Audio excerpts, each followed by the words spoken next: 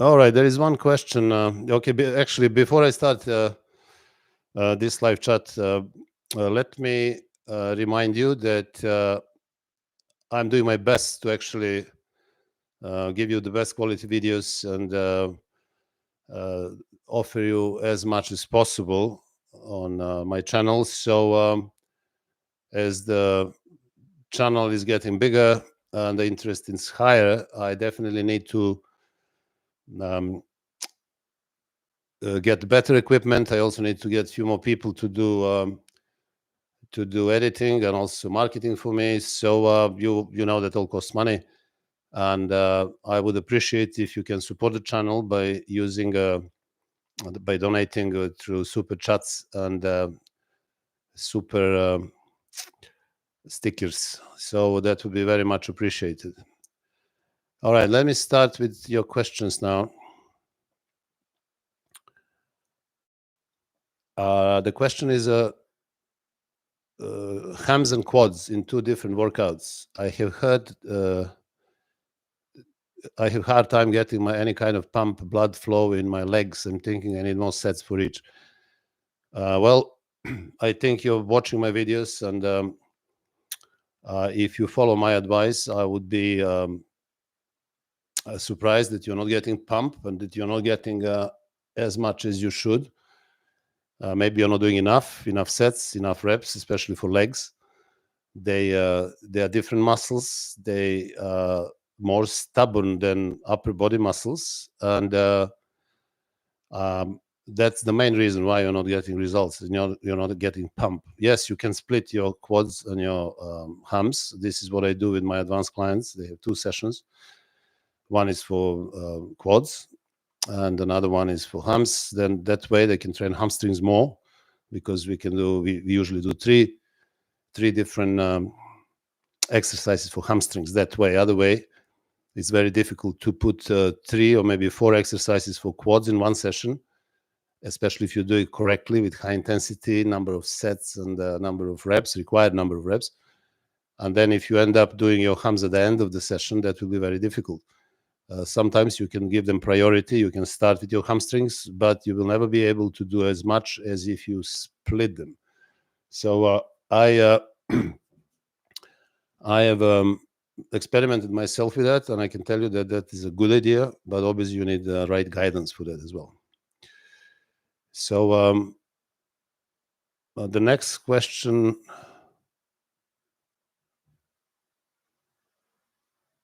is Joe G. Thank you. Recently tried every major muscle group once per week. I never done that before. I watched your video on 4-day split suggesting, and yeah, fantastic. Well, I just finished the video regarding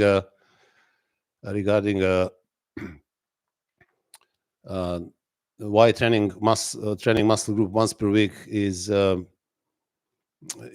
better than training every muscle twice per week. Is going to be the whole video coming hopefully next week, and in that video I explain everything to you about benefits of training each muscle group once per week.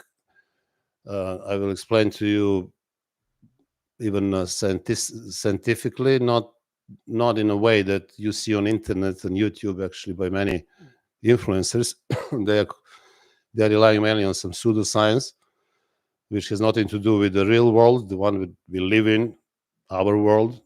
Nothing to do with professional bodybuilding, nothing to do with advanced bodybuilders. And yes, I'm glad that you have results. I'm training every muscle group once per week. I wouldn't do it if that wasn't the best. I only try to do the best for myself. Also, my son, he's a great bodybuilder. He's a natural bodybuilder, and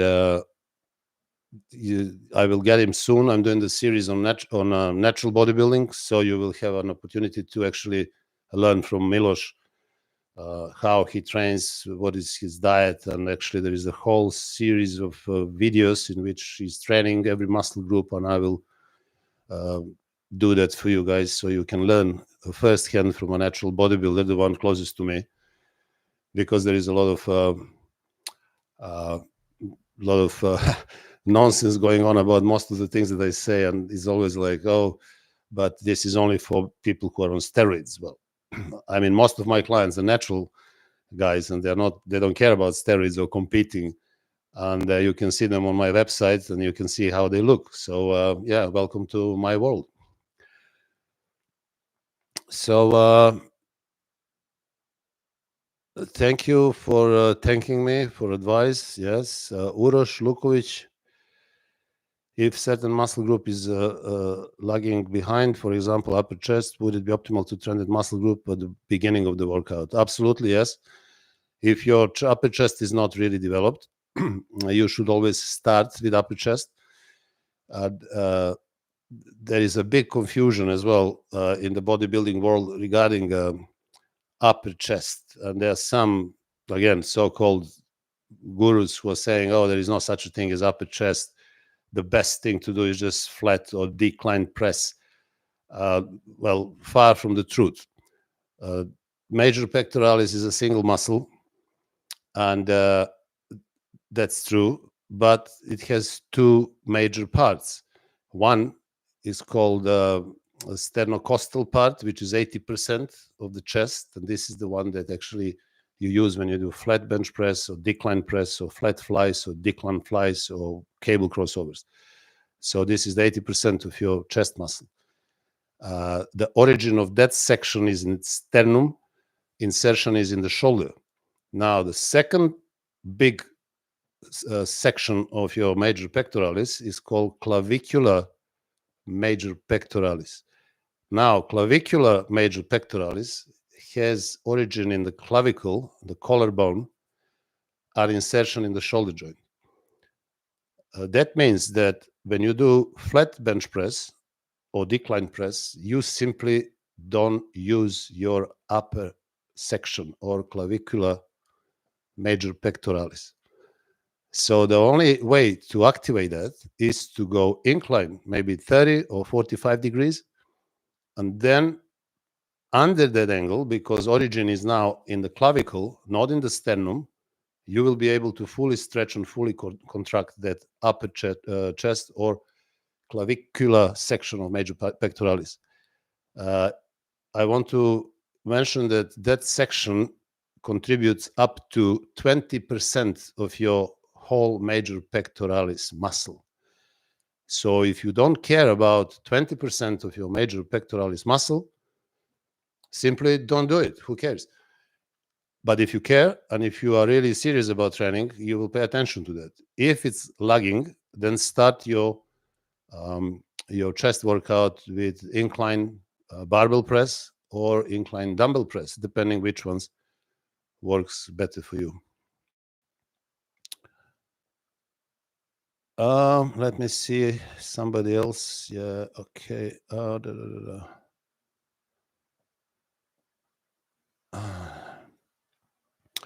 I just found your channel. I'm lifelong natural, 43 years old, just looking to get the most out of my training. Do you suggest 20 sets for chest, back, and legs, and 12 for biceps and triceps? Yes, absolutely. As I explained, natural or not, doesn't matter. My son does exactly that, what you just said.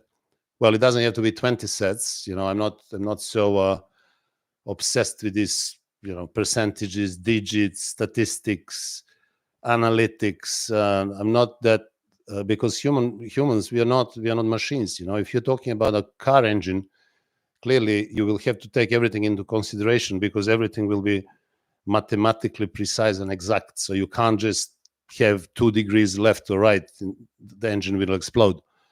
But we are different. Humans, we are animated. We are just not soulless clones. All of us equal 100%. We are not. We are very different.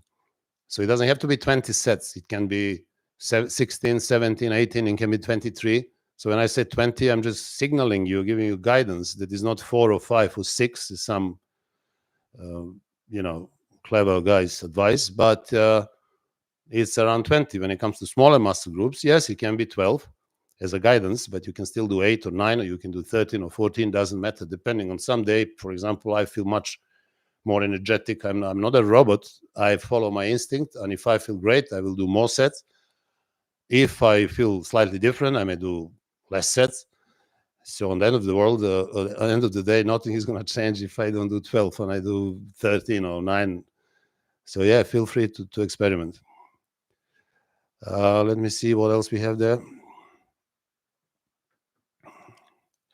Is sarcoplasmic muscle fake muscle, while microfibril growth is a real and remains even years ago? Well, why would the sarcoplasmic muscle be fake? I mean, sarcoplasmic environment within the muscle is actually between the muscle fibers. You have a lot of other liquids there. You have glycogen there. You have other microelements, and this is also contributing to the volume of your muscle cell. So nothing is fake. It's just that if you stop training, let's say for 2 weeks, that sarcoplasmic size of your muscle will probably decrease, while the myofibrillar will stay. But even if you stop training for months, that the myofibrillar will also go down, because you can't just try and get big and stay big forever. If you stop training, everything will go. As you know, a lot of people look at so many of these Mr. Olympians. They stop training, they start doing some stretching or yoga or Pilates now, or they are not training anymore. I don't know why, but they just look ridiculous. They're half size of what they used to be. So myofibrillar growth is not going to be there forever. If you stop training, everything goes. But first thing to go will be that so-called pump, and this is actually related to sarcoplasmic environment or growth, whatever you want to call it. Okay, let me see what else is there.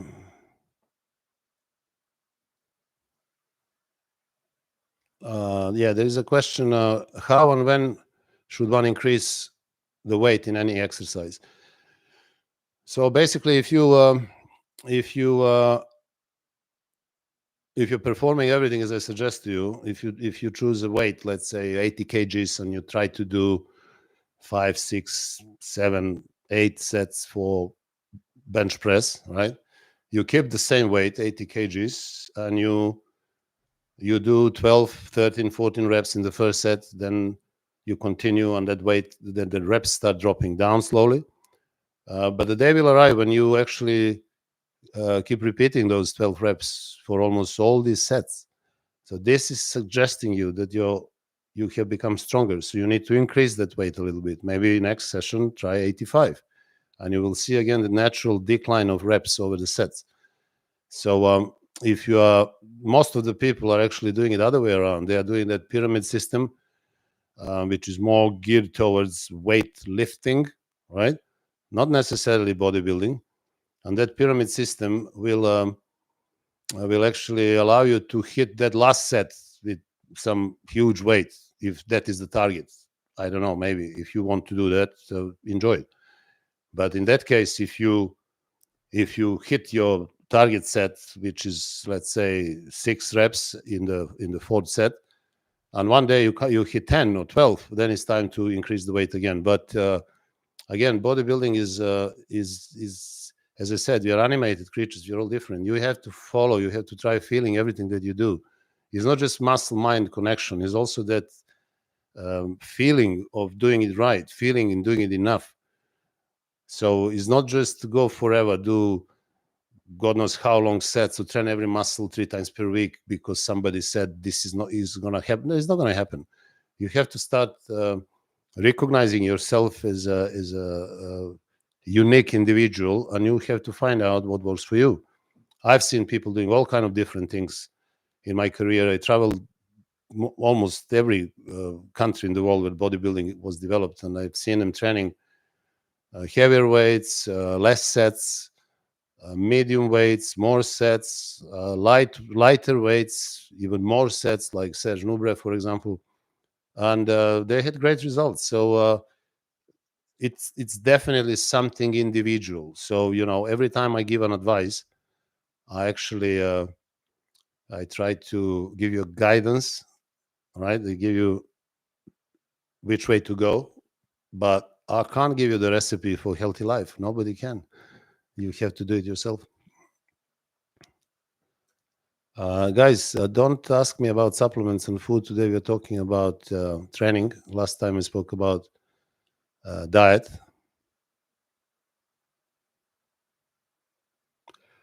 Let me see what else is there.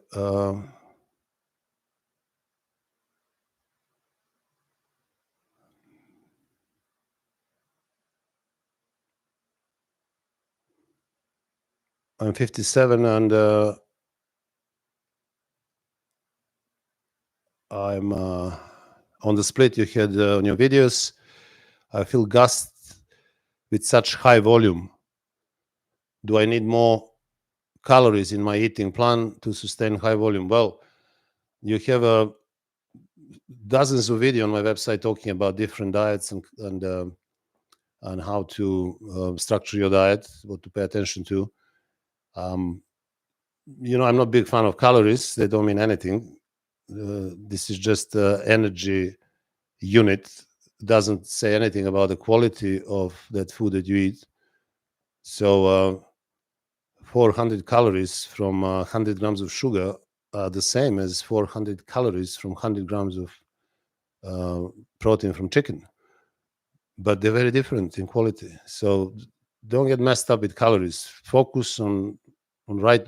Just watch my video on diet, and you will get the answers there. Then another one. Um, uh,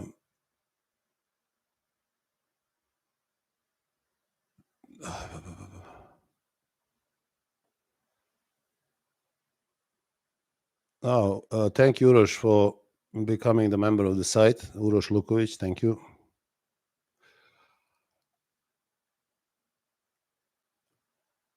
How can I sign up for training from America? Well, I don't know what you mean by that, but you need to be more precise. Again, don't ask me, guys, about food. I'm talking about training today.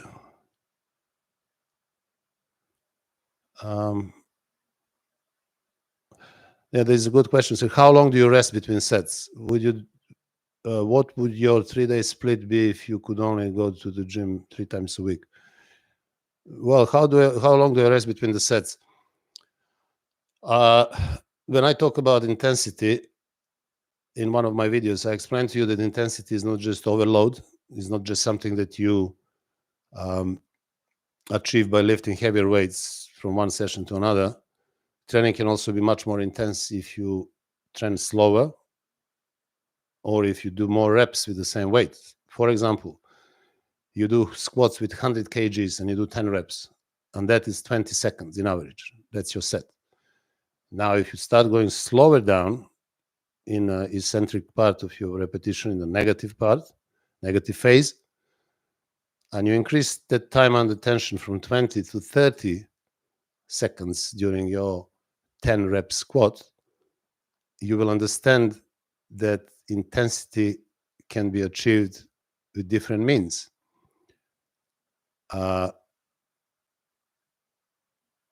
If you rest less between the sets, you will also find out that it's much more difficult. Intensity also increases.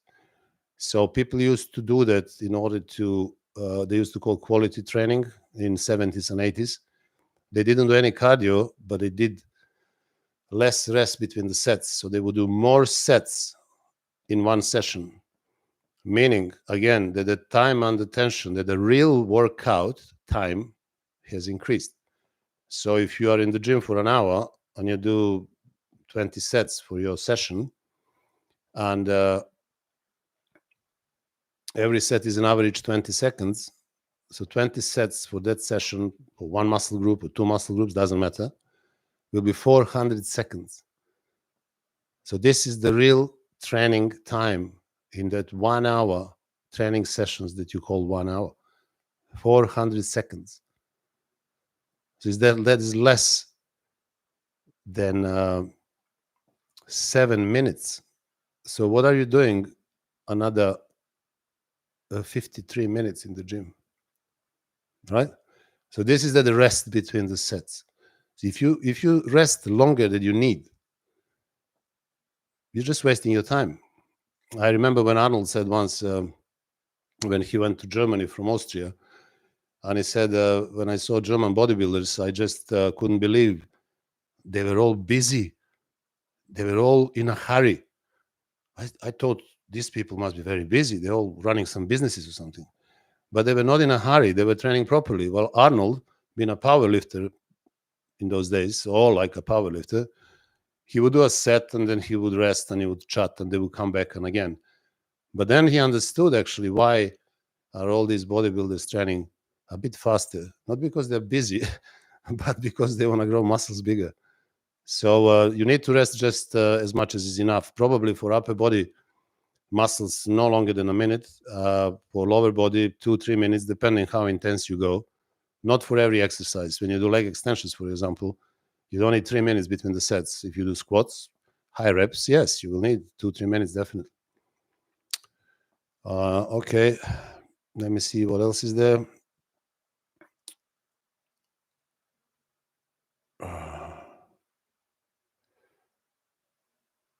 Again, don't ask me about nutrition, please.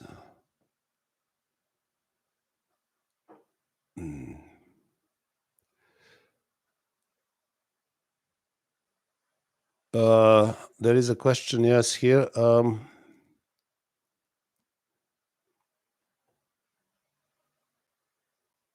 Have you ever trained chest with shoulders or split up shoulders? So front delts are trained with chest, with side rears are trained with back. Well, yes, you can do that. You can train for front shoulders with chest, but don't forget that when you do chest, bench press, incline press, you're not really doing.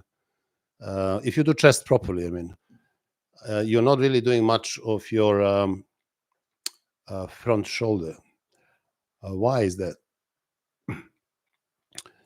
You see, in order to train your chest, especially the largest section, which is called the sternocostal section of your major pectoralis muscle, you need to lift your sternum to the side.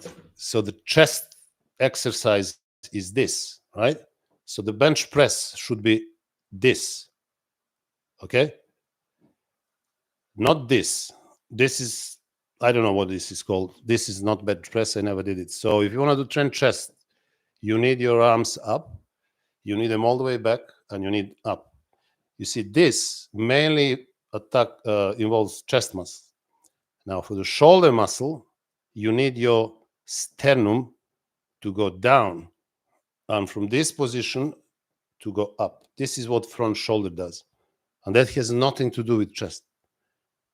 So when you train chest, you involve your shoulders up to the point, but they're not trained properly because you never have full stretch of your front deltoid. So front deltoid can only stretch when your elbow is in and you go all the way down and then you go all the way up. So this is how you do shoulders. And this is why you should split shoulders from chest. This is what I do. If you want to train them together in order to fulfill some push, pull, whatever rules God have created, fine, do it. Let me know how it goes. Maybe things are not going to be as you expect, but I do separate. And the same applies to back and rear delts. Yes, you can put rear delts with back. You don't have to. You need to try and see. When I train my shoulder, I do chest on Monday, and I do shoulders on Friday. So when I do my shoulders on Friday, they are not sore. I'm fully ready. I don't have any issues with the front or any issues with the back, although I train back on Thursday. So I should have been really feeling some issues with my rear delts, but I don't, because the real delt exercise is again different than involvement of your rear delts during the rowing movements. But feel free to experiment. As I said, we are all different, and you know, it may work for you.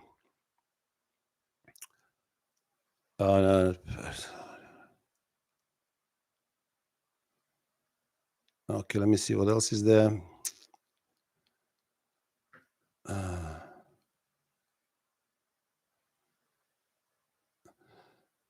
Thank you, Nash, for your great channel. Thank you for that. Yes, if I train upper body and still sore after 2 days, is it okay to train lower body or wait for upper body to recover?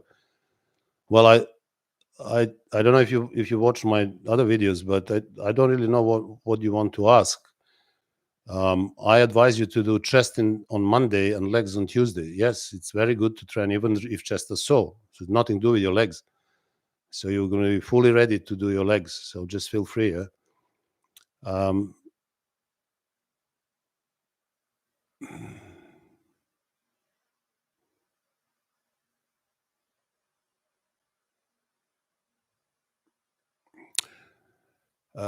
70 years old. I have many injuries, but I do what I can. Train my arms 2 times per week. I only do 2 exercises for biceps, but I go to failure on all 3 sets of barbell curls, no results. Well, you probably got injured many times because you were doing wrong training system. And in my last video that came out on Wednesday, I talked about that and how to overcome plateaus and obviously situations when your body is run down and you are prone to injuries. And I think if you watch that video, it will explain to you, I think, 5 reasons why, what you should do in order to overcome plateaus and overcome possible injuries as well.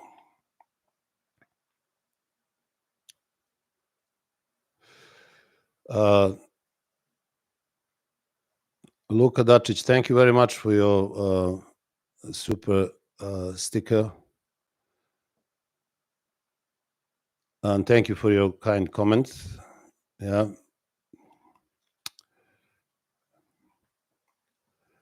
And Luka Dacic also asked, very close to what you suggest. My rear delts are surprisingly weak compared to the rest of my body. Back and side delts are possibly my strongest body parts. And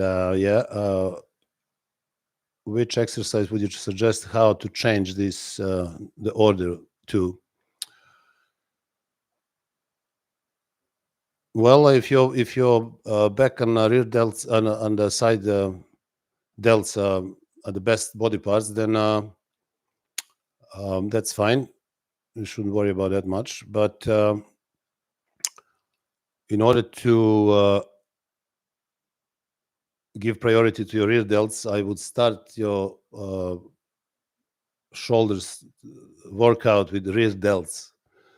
There are many good exercises for that. Probably the best one would be bent over dumbbell lateral raises, and also there are lots of machines that you can use. But I prefer dumbbell lateral raises, bent over dumbbell lateral raises, and also you can do it seated as well. You just need to get the right angle and the right form, and you will get that. So good 4 to 5 sets for rear delts, anywhere from 8 to 12 reps, and start your shoulder workout with rear delts.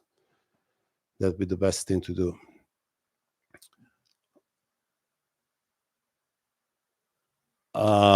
Another question regarding Serge Nubre. When you say 20 sets for chest, do you mean the way Serge did, for example, chest bench press, or 4 different exercises, 4 sets of 5?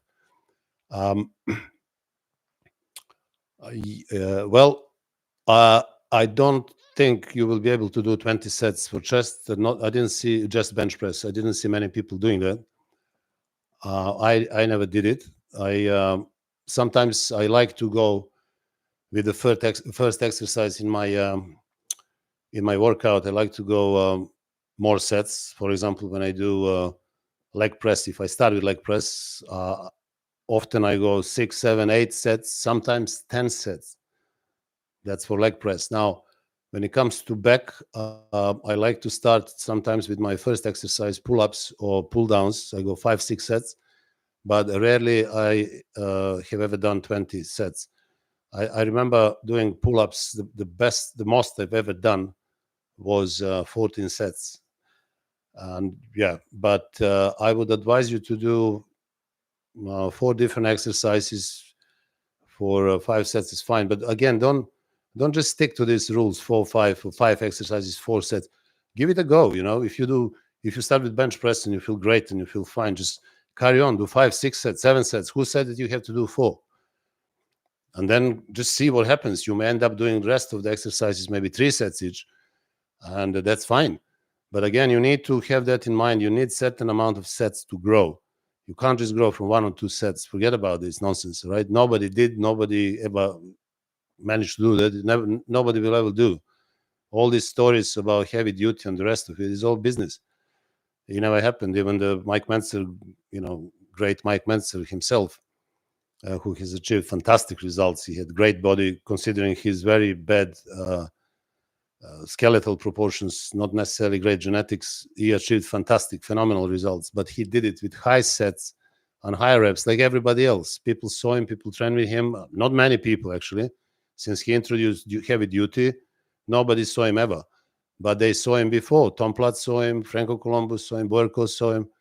So nobody ever did that. So stick to certain number of sets, 20. It doesn't have, again, to be 20. It can be 22 or 16 or 17. I'm not Moses. I'm not bringing you 10 commandments from God. So nobody should and nobody will. So whoever tells you, oh, you have to do this, nonsense.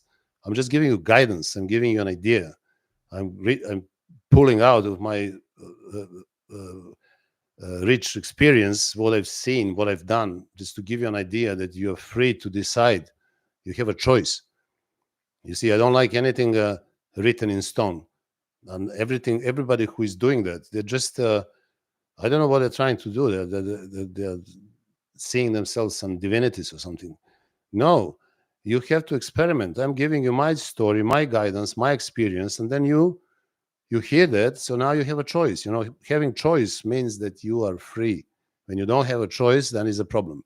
So all this worshiping, whatever kind of worshiping there is regarding the matter or subject, is absence of freedom. So you need choice in order to be free. So all that I'm trying to do for all of you is to give you a choice, to think differently, to get out of the box, experiment, and find out exact number of reps. But when I say 20, that clearly means more than 5 or 6. It can be 16, it can be 21 or 25, but it's in that direction, not in the other one. Okay, let me see. What else do we have?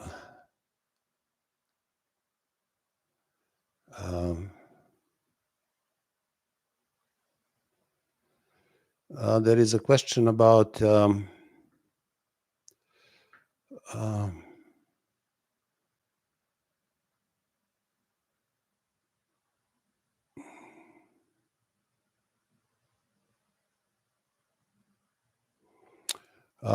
hello from New Zealand.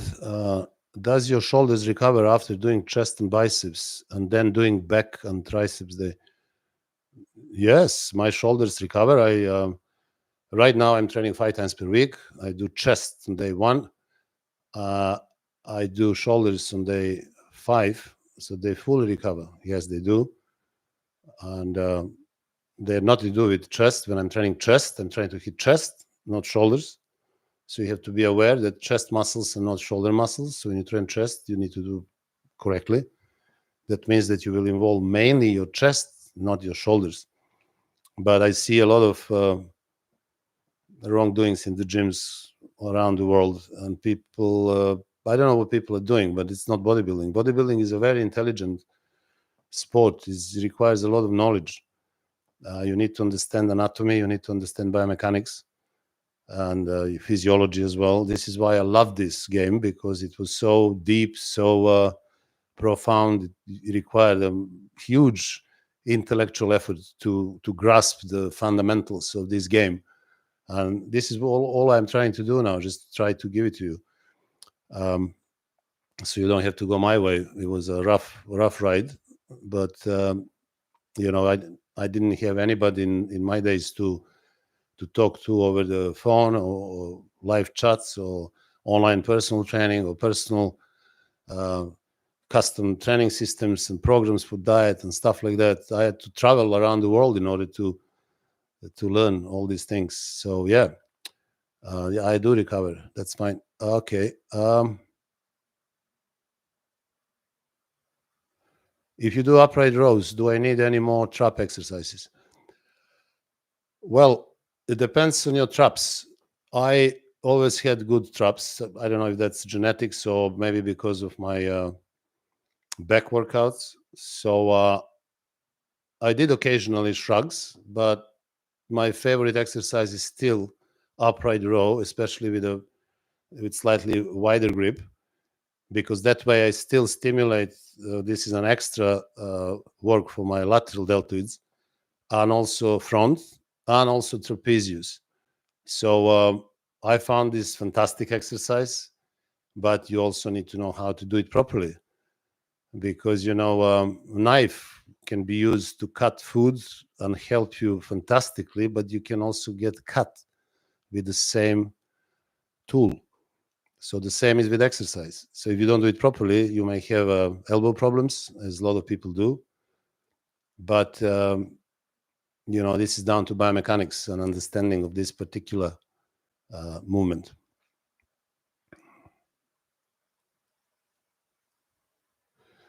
Again, guys, not food today. Side deltoid training. What are the most common mistakes seen with side deltoid training? Well, side laterals, probably the most important part of your shoulders, because they give you width. And if you want to have wide shoulders, that will definitely be side laterals. So how to do side laterals? Now, this muscle is one of the muscles that we evolutionary didn't use much, because every time you would lift something, you wouldn't try to lift it like that. You would always try to lift it up with both arms. So this movement is not very natural, but unfortunately is the only movement that can develop lateral deltoid. Now, there are ways of doing it. I think I can freely say that lateral deltoids are most complicated exercise, lateral raises, most complicated exercise, because I rarely see people doing it right. The reasons for that are many, and I can tell you a few. Number one, definitely. Number one, definitely is that ego issue, and an issue of lifting. Right? Bodybuilding is not weightlifting, so it doesn't matter how much you lift. It matters how you use your muscle. Now, if your muscle is the end and the weights is the mean to the end, then you are on the right path. But if the weights that you're trying to lift are the end and your muscles are the means, you're on the wrong path. Unfortunately, most of the people are on that path. They're using their muscles in order to lift weights. They are not using weights to develop their muscles. So regarding lateral raises, a lateral deltoid is a very small muscle. And I doubt that many people can do it right with 10 kg dumbbell. 12 and a half kgs, very few people can do that. They must be very strong, very, very advanced. So when you see somebody taking 17, 20 plus kgs dumbbells and flaps like a pigeon there, like this, they are not training their lateral deltoids. They're just monkeying about. In order to target that muscle, you need to again understand the biomechanics of the muscle. So what lateral deltoid does, he doesn't care about the dumbbell in your hand. He does move the humerus up. So moves the humerus up to this parallel position, and that's it. This way you stop. So you need to go down with your humerus and up again to the side, ideally with a perfectly straight arm. You can bend a little bit, but ideally it would be straight. So you can do seated or you can do standing, but you understand that you need to turn your dumbbell slightly down, because if the dumbbells start going up, you will be using your front deltoid. That's not what you want to achieve. So the dumbbell has to stay either parallel or preferably slightly down with the top part. That way, when you lift your humerus up, you will hit lateral deltoid, not the front one. That's the problem with deltoids. You can use the machine as well, but again, you see people on the lateral machine doing it again with their hands up, and they're pushing with as much as they can, using again front. No, you have, even if you're on that machine, try to keep your arms straight. Don't bend your elbows, and just use the machine as you do with the dumbbells, and then just try to move the machine up and down.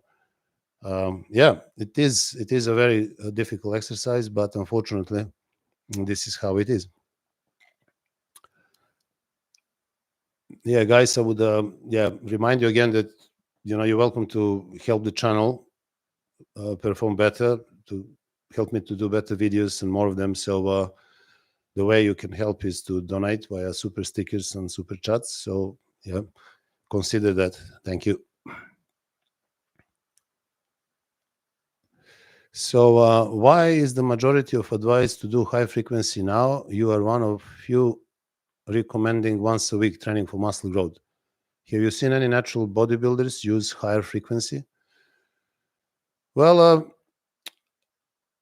let me tell you something. On YouTube, you have a lot of people who are trying to sell some kind of knowledge or maybe something else.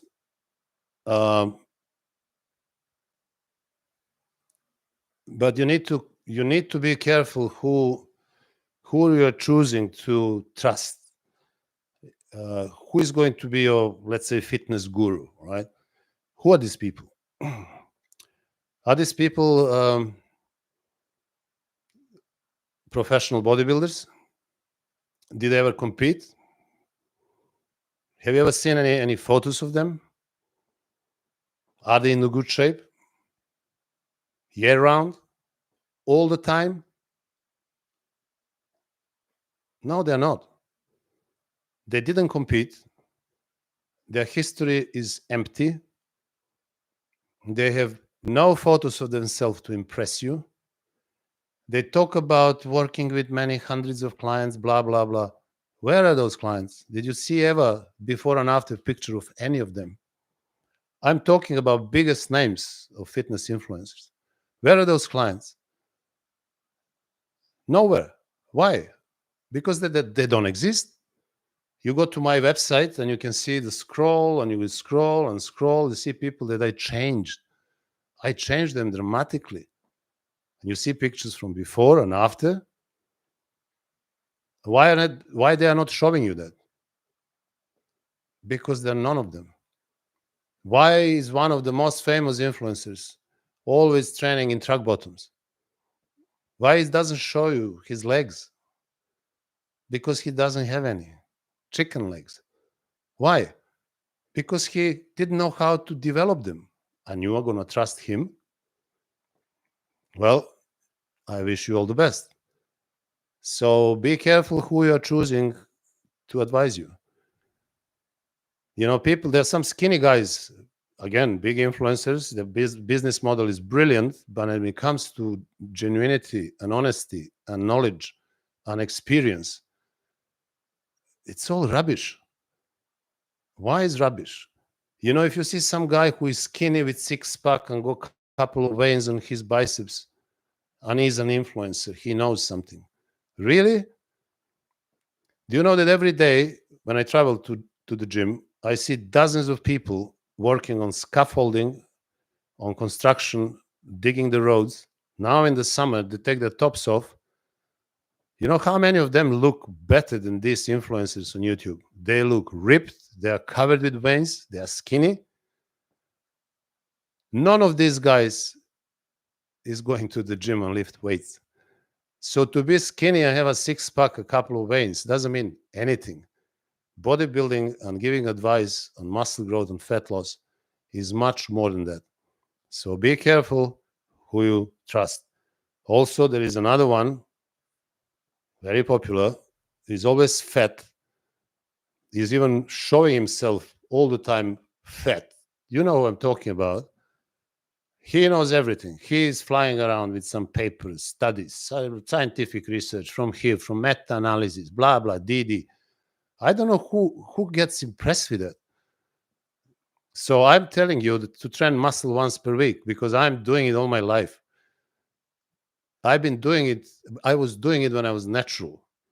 I was benching 150 kgs for 6 reps when I didn't know what vitamins are.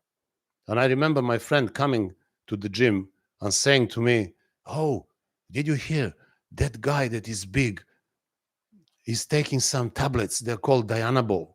I said, "What is that?" He said, "I don't know. Maybe there are some vitamins or something, maybe multivitamins."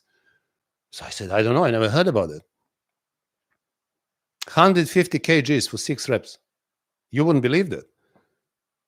I never considered myself to be some genetic freak. I think I'm of average genetics. My son is also training every muscle once per week. You will see him soon in the videos training. You'll see how big he is, how he looks. All of my clients, none of my clients is training twice per week. All these guys that you see on the pictures on my website, they're training muscle once per week. So if that is not a real science for you, this is a real science. What I'm talking to you is a world of facts, the reality, not some game of numbers and studies of pseudosciences or whatever. And people are absolutely hypnotized by this nowadays. I'm not going to show you anything. I can show you all of this. Every room of mine is full of scientific books.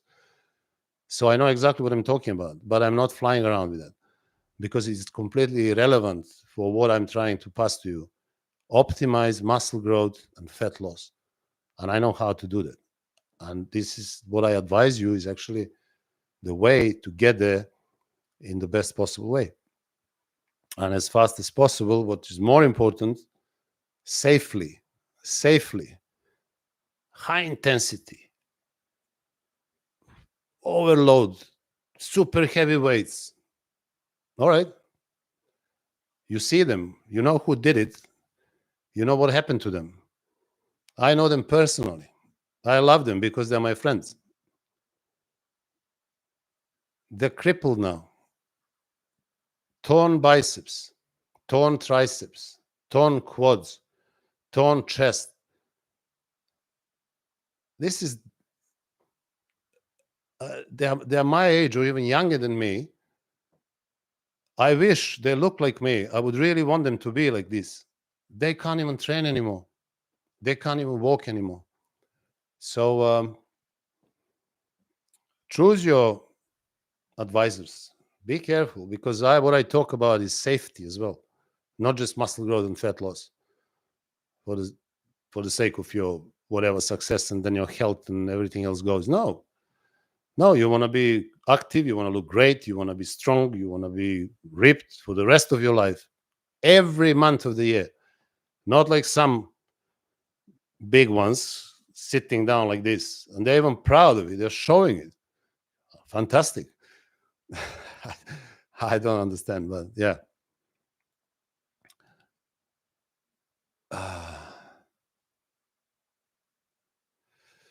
All right. I use slow reps, completing 30-second set in 6 reps. Because of this, I tend to use 4 to 8 reps per set rather than 8 to 12 for upper body. Should I speed up reps or does this matter? Well, it does not matter. What matters is time under tension. Your muscle doesn't know how many reps you do. Muscles don't know what the reps mean or set. All that muscle understands and muscle react to, basically, if I can say understand, right? You understand, talking metaphorically, is time under tension. So when you put muscle under stress over a certain period of time, you are clearly causing the muscle to respond. You can do 30 seconds in 6 reps. Great, I have no problem with that. You can also do 30 seconds in 10 reps. Muscle wouldn't make any difference. So what is important is to control the reps. You can control the reps even if they are 2 seconds, 1 second up, 1 second down. You can still control them. You can do that if they're 4 or 6 or 10 seconds. That doesn't matter. Whatever suits you. But what matters is that you do this when you say 30 seconds, that the last few seconds are actually the ones when you're hitting a failure or you are reaching almost to failure. Now, problem with that word failure is that, we don't know what that means when people say, oh, you go to failure. What is failure? What is failure for me is not going to be failure for you. So you need to develop that feeling of I can't do another rep. This is failure. It's very relative, is arbitrary concept. So you need to go and try yourself and then see if you're doing right. You will grow. If you're not doing right, the things are not going to happen. So yeah, you can do as many reps with as many seconds per rep, whatever suits you, as long as you're progressing. There is not magic in numbers. The magic is in the time and the tension.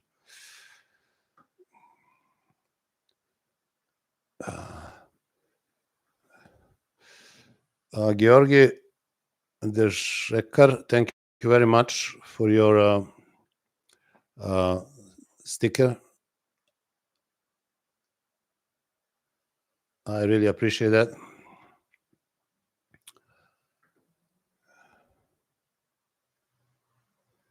Dinesh, I follow your training for beginners. It appears to be necessary to do some cardio, bike, run, swim in order to keep my blood pressure normal. Do you think it can ruin my muscle growth?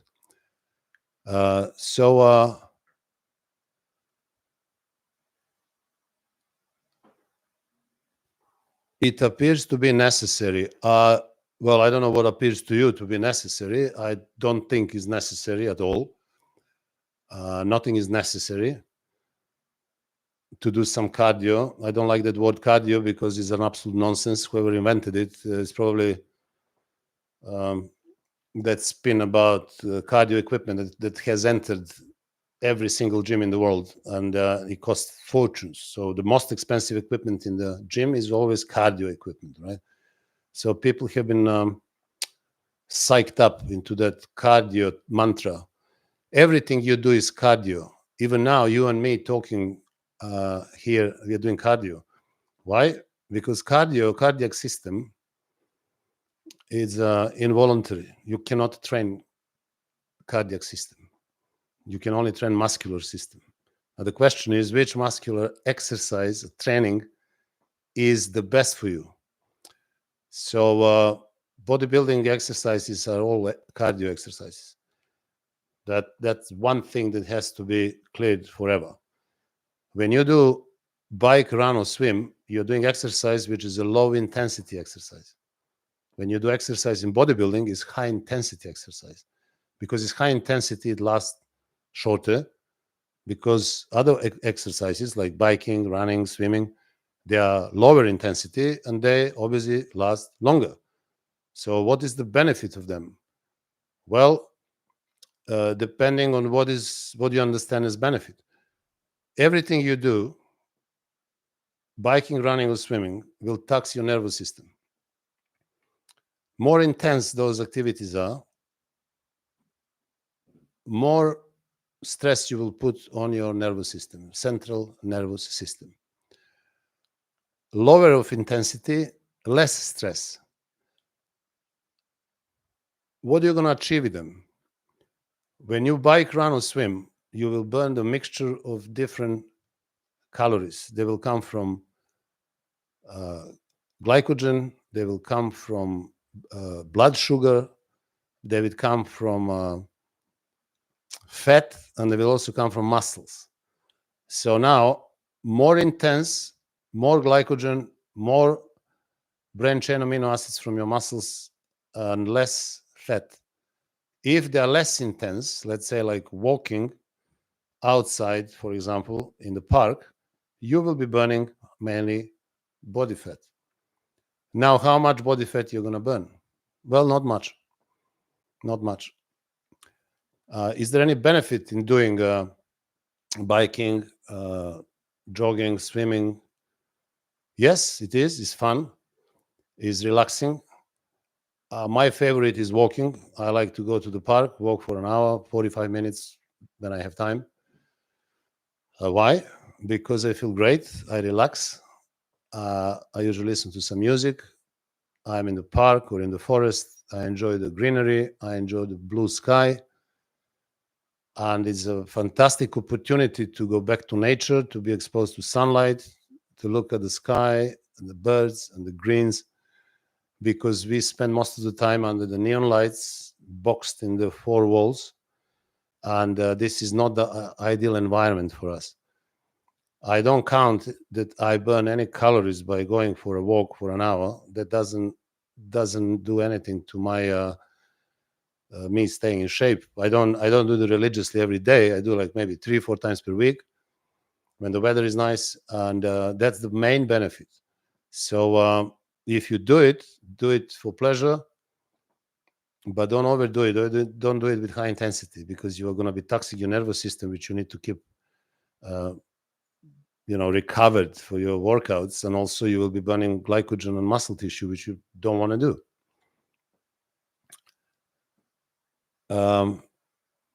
What else is there? I'm doing an intermediate fasting. Can I still do 4-day split? Yes, you can. Intermittent fasting is nothing to do with your training.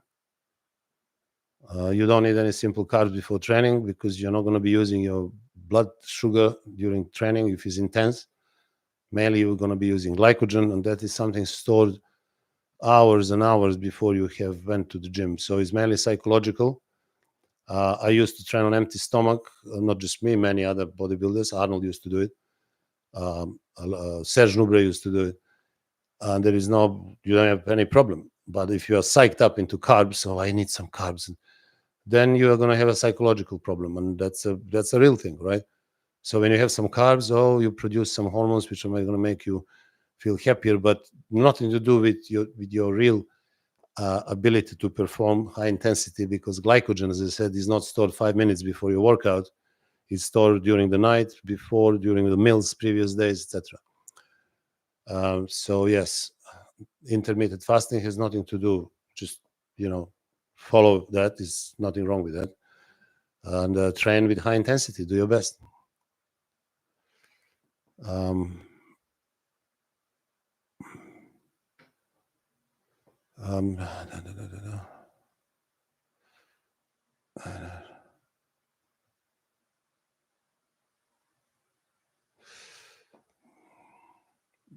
Again, this is I've answered these questions, but okay, let me just answer this guy. Hey, Nash, do you think 6 to 8 weekly working set per muscle is enough if going close to failure, lifting heavy enough to be in 10 to 12 rep range?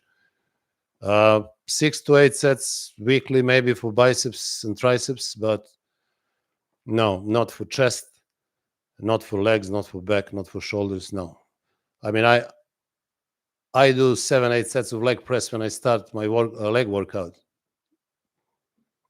and then I do 4 or 5 sets of squats, and then I do 4 or 5 sets of leg extensions, and then maybe I do a couple of sets of lunges or something, depending how I feel. So definitely not. I would do more sets.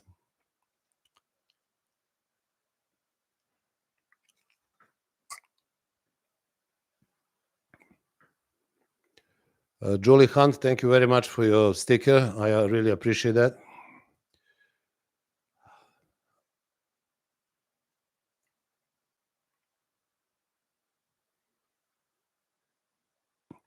Is it waste of time to train if I don't eat right and skip meals? Well, you should eat right and you should not skip meals. That's the question. Why would you do that? You can't drive your car unless you fill the tank with petrol. So how are you going to train if you don't? You will cannibalize muscle tissue and other tissues like connective tissues, which need to be repaired. and you will never repair them if you don't eat right and you skip meals. So in a way, if there is a day when you skip meals, I wouldn't train that day. And also, you need protein not just for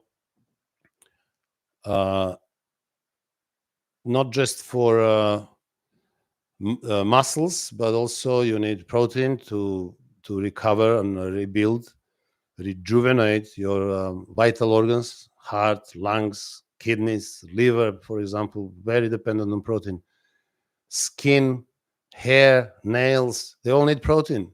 So you have to eat. That's why it's called protein, because it's the most important one. So if you skip meals, things are not really good. So I would not consider doing any serious training if you continue skipping meals and eating wrong. So I would rather focus on sorting that issue first, and then attempting to go into more serious training.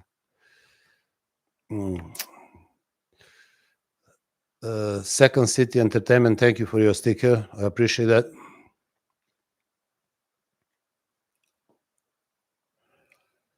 When you say 4 to 5 sets of leg press, do you count the warm-up sets? Well, I don't do warm-up sets. There is no such thing as warm-up sets. I usually start my leg workout with leg extensions. I start straight away with some decent weight. I do 15 to 20 reps. I keep the weight the same. I do another 4, maybe 5 sets altogether. And that exercise literally warms me up for leg press or squats, whatever is the next one.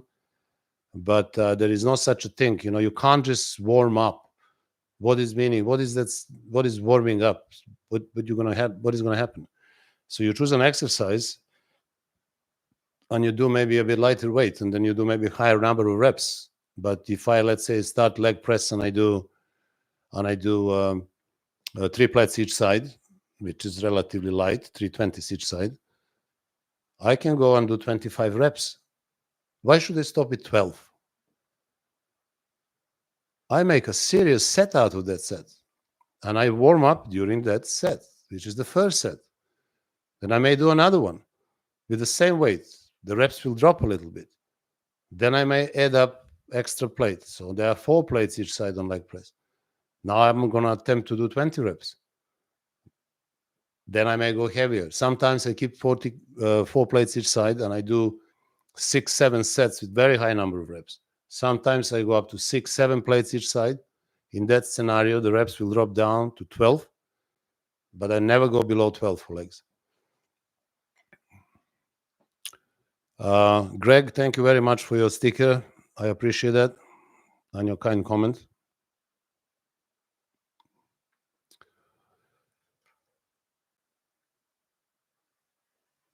Can you explain why fat people get massive calves without actually training? Well, not necessarily only fat people, but there are people who get big calves genetically. Not because they are fat, they have big calves. It's just simple. It's just genetics. So there is nothing to do with that. Some people, I knew people who had fantastic calves, and just genetically, this is nothing to do for them being fat or maybe heavier. Not because they are heavier, so they carry on that weight, but simply because genetics decided that way.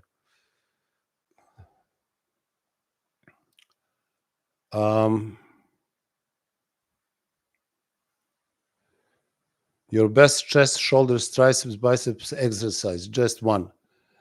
Okay, I did a video on that, so I hope you saw it. If you didn't, you can check that. For chest, I would definitely say bench press, either with a barbell or dumbbells. For shoulders, that will definitely be shoulder press, either barbell or dumbbells, always front, never behind the neck. I did an article about that.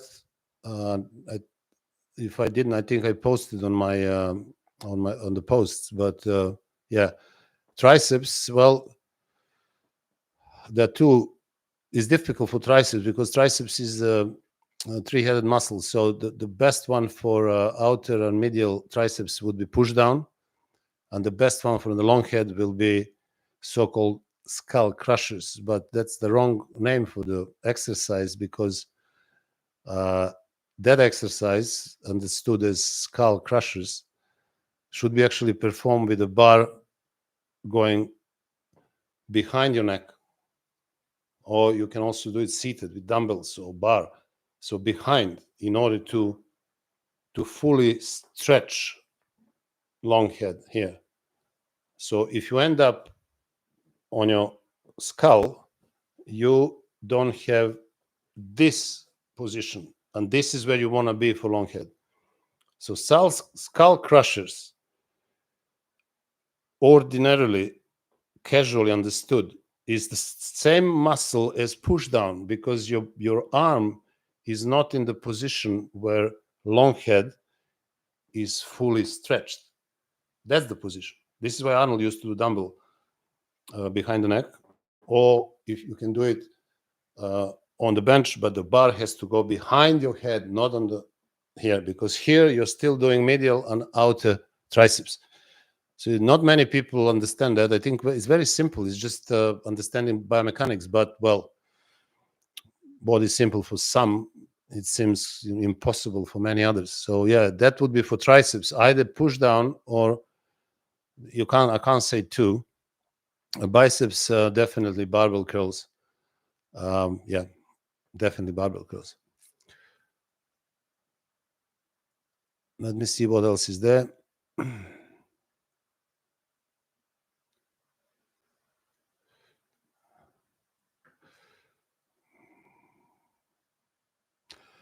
I'm 6'6" tall with an ectomorphic skeletal structure. To gain muscle, should I focus on back squats or front squats? Also, are deadlifts better for all weight trainers than any type of squats? So, well, you're quite tall. It would be surprising that you can do proper squats. When I have clients like that, I assess them. Not necessarily you need to do squats because of your height, because you may have issues with usually long spine and the long femur can cause biomechanical problems with squats. So you should rely mainly, unless you can really do proper squats, which I can't tell, but if you rely on leg press and hex squats, I think you will be in much safer environment. So I wouldn't bother about front squats and maybe back squats, but focus on leg press and hex squats. They will deliver great results for you. Deadlift is not an exercise that I ever done. Deadlift is powerlifting exercise. I don't know why are people so obsessed with deadlift and what they're trying to develop, because it's not an isolating exercise. It's just the whole body exercise. Unfortunately, deadlift thickens your midsection, your obliques, and if you're religiously doing that, you may end up with really wide waist. Power lifters and weightlifters, they don't care about the look. This is the exercise they have to perform in order to win their shows, their competitions. But when it comes to bodybuilding training and overall development, that exercise does nothing to you.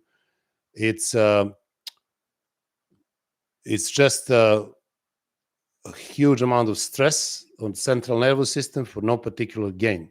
When you do squats, is again very powerful exercise, but it's not a whole body movement. It's mainly leg and glute, quad and glute exercise. It's a different game. So I wouldn't bother about doing deadlift at all. I don't understand why people are obsessed with that. Probably some ego problems or something. So because everybody can lift weight from the floor up, and then what? What are you going to get from that? So if you want to exercise your lower back, you better off doing hyperextensions, and then you will understand how effective that exercise is for lower back, because you're going to hit exactly your lower back. You're going to feel it immediately, and that is much better exercise than actually deadlift. It's safer, and it's not going to develop your obliques. It's not going to thicken your waist. For other reasons, I don't know why people are doing this. I mean, good luck to everybody, but I never did it, and many others never did it. I do straight leg deadlift, but this is for hamstrings. It's a very different exercise.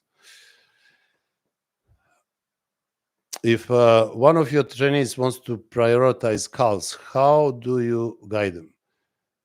Yeah, good question, because you see, calves are the definitely most neglected muscle group, and they usually, because people don't want to do them, or they do them on the end of the training session, usually after legs, when they're completely wasted physically, emotionally, mentally. There's nothing left after your leg workout, and then you do calves, right? Also, people don't understand that calves are much denser muscle than, for example, biceps. They're about 20 times denser regarding the number of muscle fibers. This is the muscle that we use from the day we start walking. We never stop using it. This is why it has evolved in such a dense muscle. Gastrocnemius is a big muscle of the calf, and people are still doing more sets and reps for biceps, which is 20 times less dense than calves. You see the nonsense? So you do 8 sets for biceps and you do 4 sets for calves and you go. So maybe you should be doing 20 sets for calves. And maybe you should do calves first in your training session. Maybe you train calves with back, start with calves. Or if you want to train with legs, start with calves. I train calves twice a week. Every time I do 10 sets. When I do calves with legs, I only do standing calf raises for 10 sets. When I do calves with shoulders, I do 10 sets standing calf raises and then another 10 sets of seated calf raises. Or sometimes I do less sets, maybe 6, 7 each. But when I do legs, I try not to go more than 10 sets of calves. And this is why my calves, at my age, are still the best calves in the gym that has over 3,000 members, and it has about 30 competitive bodybuilders and even a few professionals.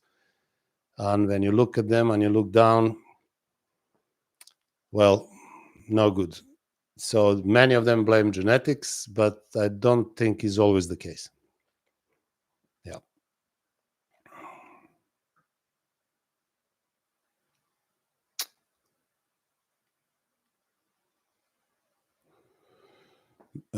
Dr. Nash, with I only have 1 minute rest between sets, I find I have to lower the weights a lot to complete all my sets. Is that normal? Well, I don't know what you're trying to achieve. If you're a weightlifter or powerlifter, then wait 5 minutes, 10 minutes between the sets in order to lift your heaviest.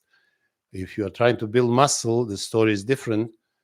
I hope you watch all my videos, in which I explain all of this. You need to develop that density and muscle endurance that will help you keep that muscle working for more sets. So if you need to rest a bit more, rest a bit more, rest minute and a half, but don't rest 3-4 minutes, because bodybuilding is not weightlifting. Muscle doesn't care how much weight you use. It cares about intensity. There are 3 ways of increasing it. One is overload. Another one is shorter rest between the sets. And the number 3 is doing slower reps or higher, longer time under tension. That can also be achieved with doing more reps. So 3 ways of increasing intensity, not just one. So pay that attention to that. Also remember, when the rest between the sets is shorter, you are producing more growth hormone during your session. And you want that hormone because that's the muscle building hormone and fat burning hormone. This is why people in 70s and 80s used to call that training method quality training. Quality training was training that you're training literally with less and less rest between the sets, so you can do more sets in one training sessions. What happened? They burned more body fat. They ended up denser and bigger on the stage. So it's not only lifting heavier weights. So try to clear your mind from that. We are not weightlifters or powerlifters. Bodybuilding is a different game.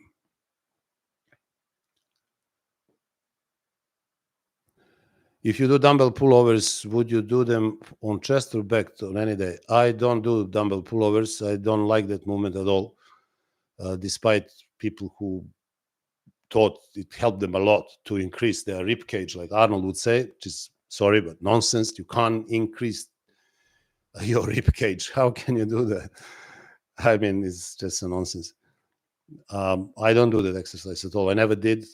I developed fantastic chest and back, and I never did it. So I don't know what to say. If you feel doing it, yeah, try. Thought of the negative effects of heavy duty training. Well, you have two videos in which I talked about heavy duty training. It's you need to understand that there is not much to say about that. First of all, that type of training Mike Mentzer himself never did. People who saw him training during his peak career, peak days, when he won in 78, he won with a perfect score, Mr. Universe in Acapulco, Mexico. And in 79, he ended up second on Olympia behind Frank Zen, but he was also in very good shape. This is when Mike Mentzer trained like everybody else. He was doing it, he was seen in the gym for 4 hours. Boyer Cole said that, Casey Viator said that, John Little, his friend and biographer, said that, Tom Platz said that, who was that? Franco Colombo said as well. They saw him. He was training like everybody else. This is when he was the best. Then, being clever as he was, business-minded, he decided to do the theory, some new theory, which will allow, promise people great results in very short period of time. But, you know, that has to be trained with high intensity, using Nautilus equipment, again, business relationships and stuff. And he never did it. And then he cut the number of sets, also not dramatically as he promoted later, but he cut for 1980 when he lost and he wasn't in top shape. And even he himself admitted it. But he was different. He wasn't sharp. He wasn't dense. He wasn't like before. And that may be one of the reasons why, because he dropped the volume of his workouts. So what he promoted, nobody saw him training one exercise per muscle group. It's just his stories. We don't know. We never saw this. There is no videos or anything. He talks about some clients that he trained. Where are those clients? Who are these clients? Where are the pictures before and after? If he had one, he would show. If he had few, he would show all of them, as I do, because this is how I promote my business. But he never showed anybody before and after. Yeah, he advised Dorian Yates, who was already Dorian Yates. He advised Aaron Baker, who was already Aaron Baker. But changes like I'm doing, you won't see often. A lot of people are just talking the talk, but where is the proof? So what are the negative effects? Well, ask Dorian Yates about negative effects. He will tell you everything about it. You can get to the conclusions. All this going beyond failure is absolutely not necessary for muscle growth.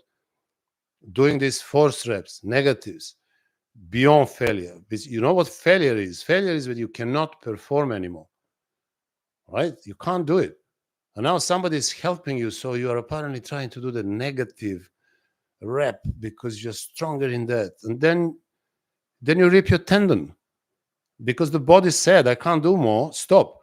No, but you know better. Somebody discovered it. I don't know where and how, but rather you do it. And then what happens? You rip your triceps, you rip your biceps, you rip your chest, you rip your quads. Negative effects as much as you want. I've seen people in front of me collapsing, doing the same things, doing some barbell curls with huge weights. And then, you know, when tendon explodes, you can hear it. It's like bam. And the guy is just dropping down on the floor. We got accident emergency. he's fainting there. His arm turns black in no time. Next thing you see is coming back a few days later, operation, tendon repair, total rupture, and all this nonsense. I mean, hey, hello. I mean, what is this all about? So, yeah, what can I say?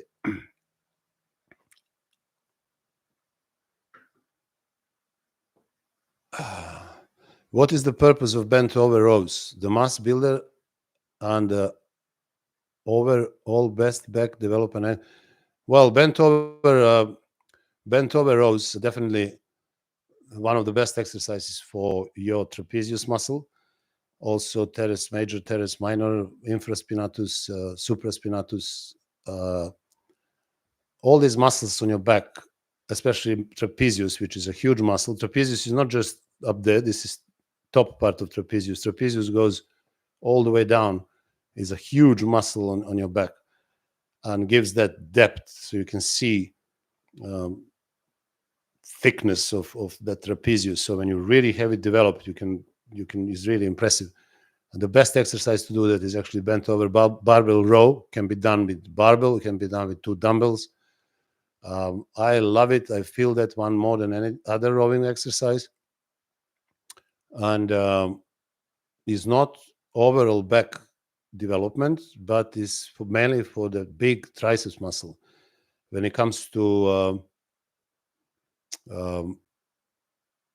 latissimus muscle, which is another dominant muscle in the back, you need pull-ups, you need pull-downs.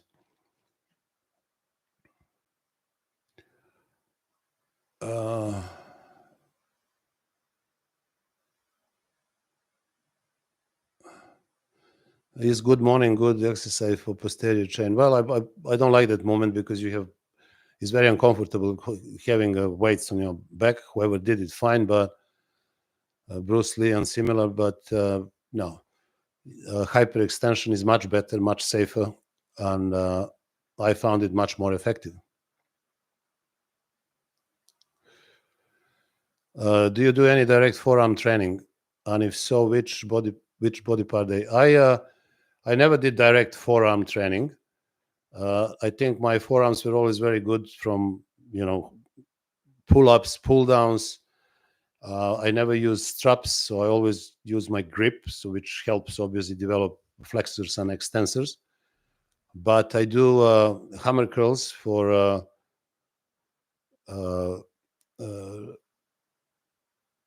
radio brachialis and brachialis. These are the muscles which get into the, you see this muscle, big muscle here, they get into the forearm, but they also go under biceps. So when you develop them, they push biceps out. So I do usually hammer curls when I do biceps, when I do barbell curls and close grip biceps machine curls. And then the third exercise will be hammer curls.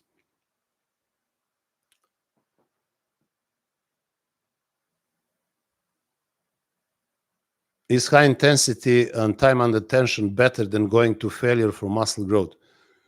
Well, time under tension is the necessary factor for muscle growth. Muscle needs to be exposed to stress under the certain period of time. There is a much more involved. I mean, this is not a place and time I need to talk about it, but it's something called cascading of muscle fibers, etc. This is why you need time. You need to involve all muscle fibers to get engaged in a particular exercise, a particular set. In order for that to happen, the set needs to last. So it cannot be like 4 or 5 seconds or something like that. It needs to last longer, preferably 20 seconds plus. So going to failure, yes, you can go to failure. You can do 60-second set, let's say leg press, 20 reps for 60 seconds, and you will end up going to failure because your last rep or 2 will be failure. So, or near failure. So basically, those 2 are not incompatible. They mean the same thing. Is bench press the most dangerous exercise? Not really. Every exercise is dangerous if you do it wrong. There is no reason to think that bench press is more dangerous than squats or bent over rowing or anything else. But every exercise is dangerous if you do it wrong. You can get injured. What rep range do you recommend for legs? Well, legs are quadriceps especially is the mixture of white muscle fibers and red muscle fibers. So having said that, that means that you need a higher number of reps to stimulate both. From my own experience, going from 12 to 20 reps, even higher than 20 reps sometimes, is very beneficial for legs. And they respond dramatically. I had many clients, even some professional bodybuilders, that I advised on that subject. And the moment we increased the number of reps for legs, for quads, they progressed. Now, when it comes to hamstrings, the story is a little bit different, because hamstrings muscles, biceps femoris, semimembranosus, and semitendinosus, all three of them, they're called hamstrings, but they're three. They are predominantly white muscle fibers, so they need slightly lower number of reps. So anywhere from 8 to 12 will be perfect range for hamstrings.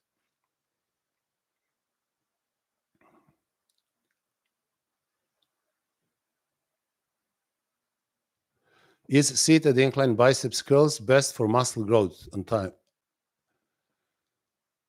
Yes, you can do seated incline dumbbell curls. It's a good exercise. The theory behind that is that you stretch your point of insertion when you go back, and you have more travel that way. Unfortunately, people are taking that too far. I see a lot of people in the gym now training biceps on some cables, and they're stretching behind, and they're performing some funny exercises, believing again in some pseudoscience. But Arnold never did it. Sergio Oliva never did it. Lee Haney never did it. Dorian Yates never did it. You name it. Jay Cutler never did it. Phil Heath never did it. I never did it. You don't have to do these boxy exercises, right? You need to stick to the basics. Basics are the ones that made everyone, even if you progressed up to the point, you know how you did. You did basic exercises. So you need to stick to what works the best. So when you do barbell curls, for example, the amount of weight that you can move up is higher than any other exercise. So overload is optimal in that exercise more than squat curls or dumbbell curls or cable curls or machine curls. You simply don't hit the muscle as hard as you can do that with barbell curls. This is why that's the number one exercise. Yes, you can do dumbbell curls. I do them occasionally, but I try to stick to the basics. Most of the time is always barbell curl. The second one would be close grip machine biceps curl, and the third one will be hammer curls, either with a rope or with the dumbbells.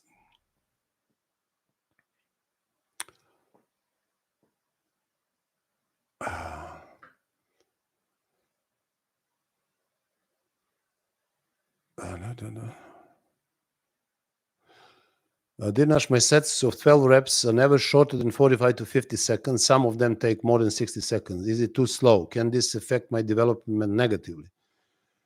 No, I don't think so. No. But you can also experiment. Maybe if you add a little bit more weight and try with sets from, let's say, 30 to 40 seconds and see how you respond to that. But if you are doing this, I would just don't get locked into this 45 to 50 seconds, 12 reps. So try to get yourself out of that chain, of train of thought of reps, number of reps and seconds and stuff. Go more for feeling. Try a little bit different and see how it works. Sometimes you will feel better. You can shock the muscle better. So feel free, but I don't think anything is wrong with this. Bent over row, Dorian Yates style compared to Lee Haney style, which was do you think is more beneficial? Well, Dorian Yates used to prefer, for some reason, extremely heavy weights. So in order to do bent over rowing with 3 or 4 plates each side on the barbell, you need to have a shorter range of motion. You can't do that if your back is parallel or slightly inclined. So you need to go up. So that will shorten the range of motion and will allow you to lift heavier. Now, if you go down, the range of motion will dramatically increase, which will reflect in the weights. Now, Lee Haney wasn't obsessed with lifting super heavy weights. This is why Lee Haney is still healthy, no big injuries, no tendon ruptures, etc. On the other side, Dorian unfortunately ended up with big injuries. And I think the reason for that is his style and preference. Why he did it, he knows. He thinks that was the best for him. Maybe he just felt that he couldn't do it differently. So whatever he did worked for him, but I'm not sure that it will work for most of other people.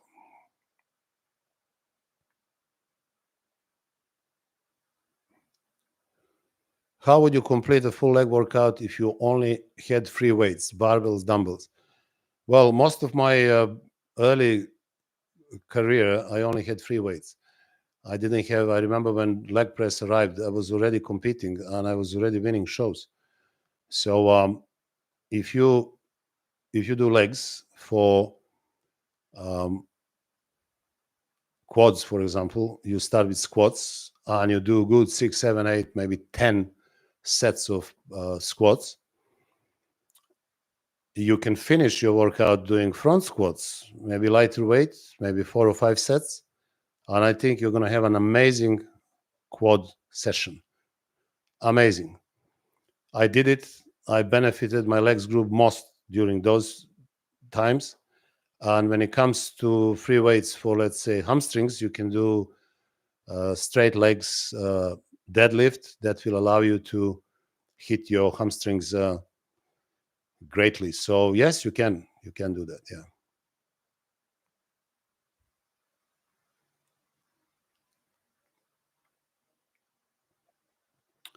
Is Mike Mentzer and Dorian Yates saying that their style of training is best? Is this pure arrogance, ignorance, or hubris, or simply misguided? Well, you know, everybody can say anything they want about their training. Everybody thinks he's Napoleon, even in ordinary world. Very few people would admit that what worked for them is not going to work for everyone. I said again, I don't know why people are trying to turn themselves into gods and reach some absolute truth, which actually doesn't exist. Mike Mentzer, as I mentioned, he never did heavy duty. He promoted as a business, very successful business. But I mean, whoever achieved anything following his advice on heavy duty, nobody. When it comes to Dorian Yates, he didn't do heavy duty Mike Mentzer way. He did it his own way, which was still many more sets, many more exercises, many more reps. And that worked for him. And for him, that was definitely the best way. But I would stay away of saying that that is the best way for everybody else. All right, guys, I'm going to answer another couple of questions. And I think we should finish because it's already quite long.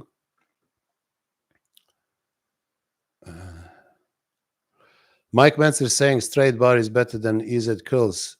Is this statement wrong? No. No, this statement is perfectly right. The only problem that I have with that is Mike Mentzer needed to clarify that. I don't know if he knew it, but straight bar will stimulate mainly your short biceps head, which is this one here, right? Inside short head. This is straight bar.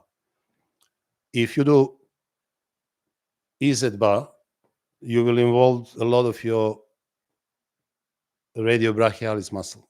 So it's not going to be that much for biceps because radiobrachialis will take a lot of action. Now, what about the long head?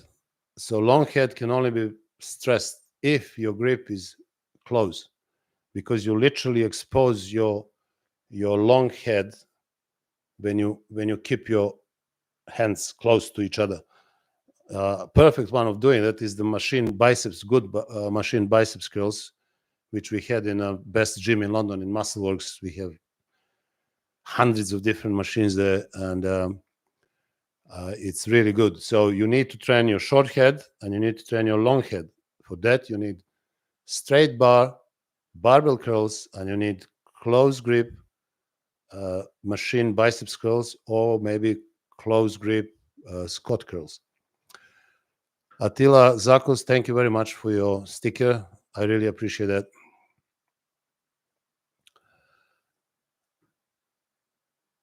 What is the ideal number of sets and reps for a natural bodybuilder? Well, the same as for everybody else. The difference between natural and steroid enhanced bodybuilders, not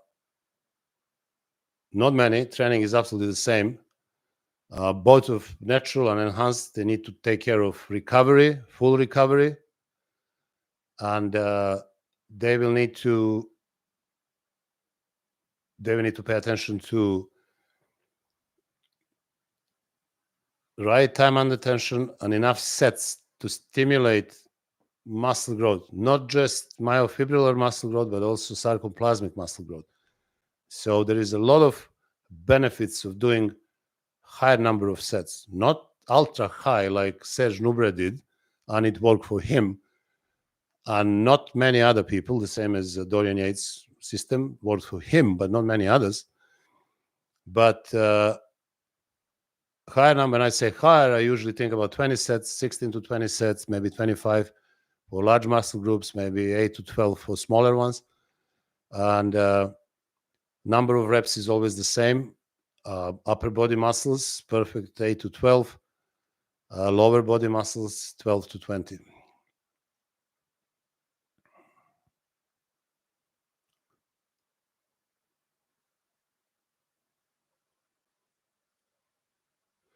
What is your opinion on hex squats? Excellent exercise. You just need to be very careful because that exercise exposes your knees, especially patellar nick up. So you need to be, I never do it first. It will always be second or third. Preferably after leg press, I do hex squats. If I don't do squats, if I do leg press and squats, then I finish with that. But it's a great exercise. It's very good. It's isolating. It's one of the top.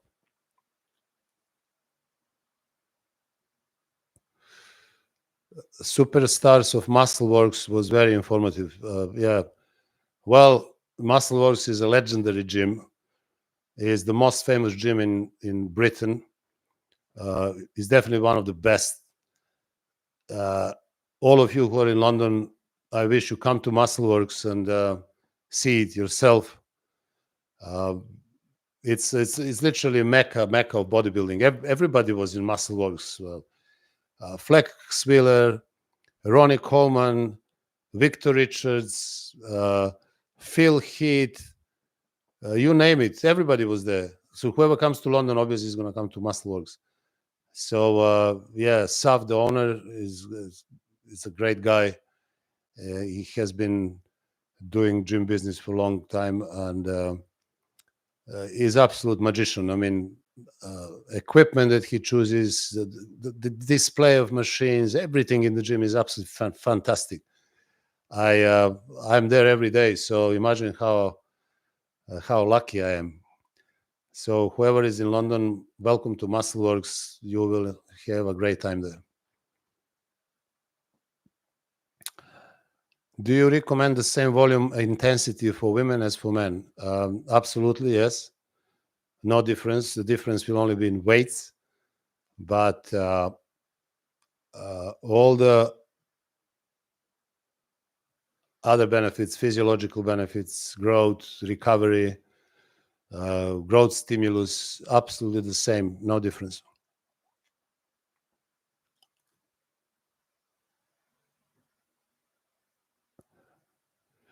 All right, guys.